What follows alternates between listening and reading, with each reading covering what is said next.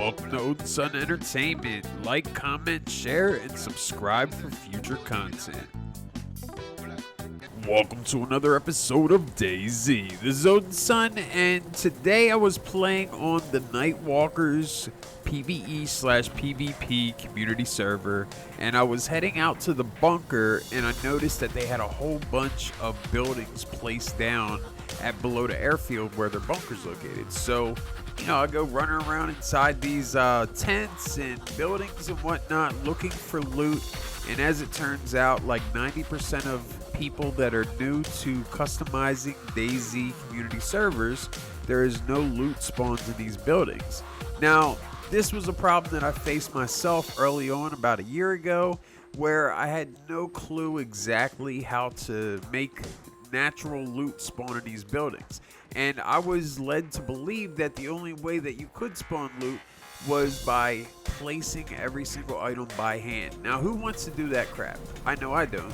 So I'm here to show you guys today exactly how you can make a building spawn into your server and naturally spawn loot, and actually spawn the loot that the building is supposed to spawn. Now, you can place a military structure anywhere on the map. You could literally place it on the shore in the middle of nowhere, and it will spawn in loot exactly as it's supposed to, as if it was sitting on Northwest Airfield, Tizzy, Vybor, you name the place, the loot would be there, just like if you were on a military base. And I'm going to show you exactly how to accomplish that goal today.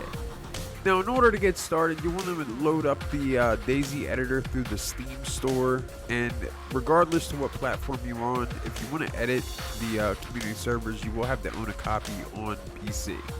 Now, you got to download Dab's Framework and DayZ Editor, and just simply go to the Steam store, type in DayZ Editor and Dab's Framework, and subscribe to these mods, and then just hit the check and load them up to. So at this point, you just want to play game, and you want to go to Chinars Plus if you're in Chinars. If you're in Livonia, then go to Enoch.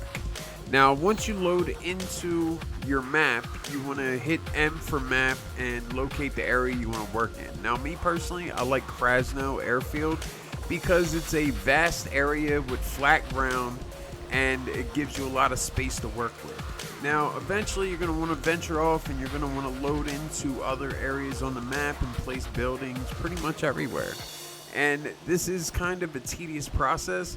Now, essentially, what you want to do is you just want to load in your buildings that you want to spawn in, and you want to place them as far as like orientation and depth into the ground, and make sure that they're at the right depth and everything that you want them at, and just place down all the buildings that you desire for this particular area.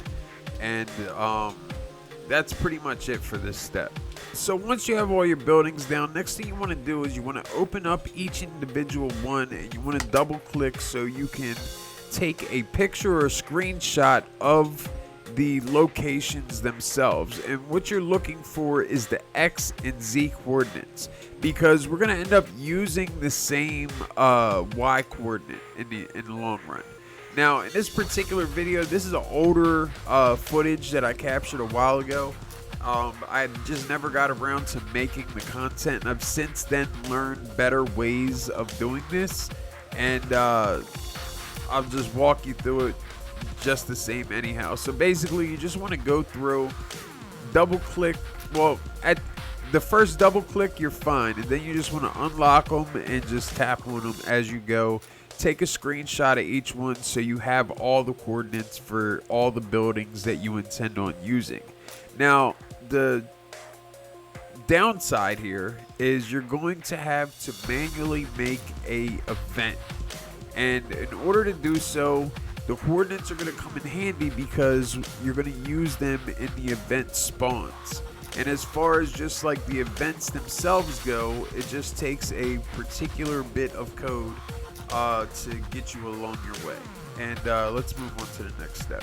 Now that you have your coordinates, you want to go ahead and you want to export a map group pause file from this particular thing, and you want to load it up in Note++. highly suggest using Note++. It is a tool that I cannot live without as far as DayZ editing is concerned.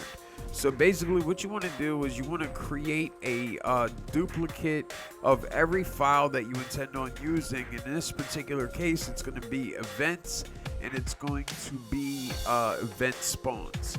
So you want to go ahead and open up events, and you want to grab from event to event. What I mean by that is grab from this location right here up to this location and copy out an entire event, right? Now go ahead and in front of that first event where you initially grabbed from, you're going to want to paste in the event that you just copied, and you want to change the name from whatever that event was to whatever your location is. So basically you want to go into your map group pause XML, open that up, and you're going to have all the file names and coordinates next to them. Now, the coordinates that are next to the file names on the map group pause XML that you grabbed from the DayZ editor, they're not really useful in this case. So we're just holding on to that so we have easy access to the file names, and we don't have to like go anywhere else to search for them, you know? So now that we have that out of the way, you're going to go ahead and you're going to drop it in the event name, and you're also going to drop it into the type. Now that you created an event tab, you want to get rid of the dashes or underscores in the event name and type static in the front of the file name, and maybe put something on the end if you have multiple of the same type of structure. Now, what's really important here is that the type is registered as the actual file name, and it doesn't really matter what the event name is, as long as you know exactly what event that you're working on. And because typically when you're editing these servers, you're going to have multiples of the same type of structures floating around the map. So it's a good idea to go ahead and type in static, the file name without any dashes or spaces, and then where that particular event is located on the end, to give you a idea in case you want to like get rid of that particular file. And all of this is going to be located in your events file. So you got the hard copy downloaded to your PC, and in case you ever want to go back to vanilla, you can simply just delete all this crap if you want to and go back to square one. Now I want to briefly touch on something really quick. And it's just the numbers here. So nominal, min, max, lifetime, restock, safe radius, distance, cleanup, etc. Okay, so the lifetime is going to be the lifetime that this event stays present once a player comes in contact with it. And yes, players need to come in contact with the particular area where this event is located for it to exist in the first place. And once it does come into existence, it stays in for this amount of time, and these numbers are in seconds. So I'm gonna be honest, I have no clue how many minutes this equates to, but I think it's like 30 days or something crazy. Anyway, moving on. The next thing that I want to touch on is the loot, min, and max down here next to the type, the building type. So the loot, min, and max, I think vanilla is 5. So if you want these buildings to really be booming, then you want to ramp it up by 3. And that's exactly what I usually do. And I'll show you a demonstration after all this part is all said and done. But essentially, when you ramp it up pretty high, you end up with a significant amount of loot in each and every building. So, like you literally get loot on top of loot if you go up to 15. But if you drop it down to 5, like I said, it's going to be a vanilla server. So as far as max and min, this controls the actual type. And that's at the very top up near nominal. So you definitely want to set the nominal to 1, min to 1, max to 1. And you also want to set down here in the types, you want to also set that min max to 1 as well, because that's going to say that there's only one of this particular event. okay? So like I said earlier, you may have several of the same type of buildings scattered all throughout your DayZ server, but at the very end of the name, you're gonna have like Static Land Mill 10 Big 2-1 Tizzy, or Belota, or Krasno, or Baronzino, whatever the hell that you want to have. And that's going to show you exactly where this event is located, and you're going to be able to add or remove depending what you want to do in the future, right? So keep that in mind when moving forward and stepping into this unknown territory. Alright, for the final step in the process, you're going to head over to event spawns, and you're going to copy an event spawn location. And you're going to just paste it a few times down depending on how many buildings that you have in your location.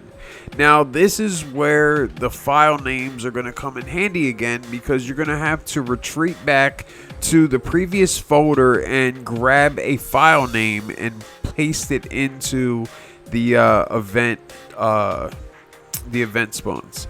So you can either go back to your map group pause, or you can go back to the events tab and grab them from there. That way you at least know they're in chronological order. And this is where the screenshots from earlier inside DayZ Editor are going to come into play, because you're going to use these particular coordinates to now place down exactly where your event's going to be located. Now, for those particular coordinates, you're only going to be using the X and the Z coordinates, because those are the only ones that matter in this situation here. And you're just basically going to leave the A alone, because the A is for angle. Now, I've tried experimenting in the past with changing the angle coordinates, and it doesn't always work out the way I want it to. I'm currently trying to dig a little bit deeper into it to see if maybe I can come up with a solution, but as of this moment, I do not have one for the time being. Now, if you're still with me at this point in the video, don't you worry, because the payoff is here. So all you want to do is copy the file, and you want to make sure that you head over to Code Beautifier. It's the one that I use the most, and all it is an XML validator. You want to go ahead and paste it in there, and it's going to tell you if it's valid or not. If it's not valid, it will tell you what line of code that you got to hit, and that's about it. So go over to event spawns, and you just want to click on your event spawns and select all, and go ahead and paste that file in there and just save it. And then do the same exact thing to your events, and you're done. And all that's left at this point is to simply restart your server. So after the reset goes through, you want to go ahead and go out to the location and make sure that all your structures are spawning in as you want them to. Now, typically, like I said, with the angles, everything as far as the game is concerned is spawning in a particular direction. And if you notice, like when you put down like a flagpole in a flag, like the flags are always pointing in the same direction for some reason. So it's something that I haven't quite figured out yet. But as you can see, all the buildings that I loaded in are spawning in with a loot pool, and loot pool is plentiful. That 15 min-max really came in clutch here, and things are, spawned in perfectly, just how I wanted them. If you like this content, you want to see more of it, drop a like, subscribe to the channel, hit that bell notification, and as always, I will see you next time.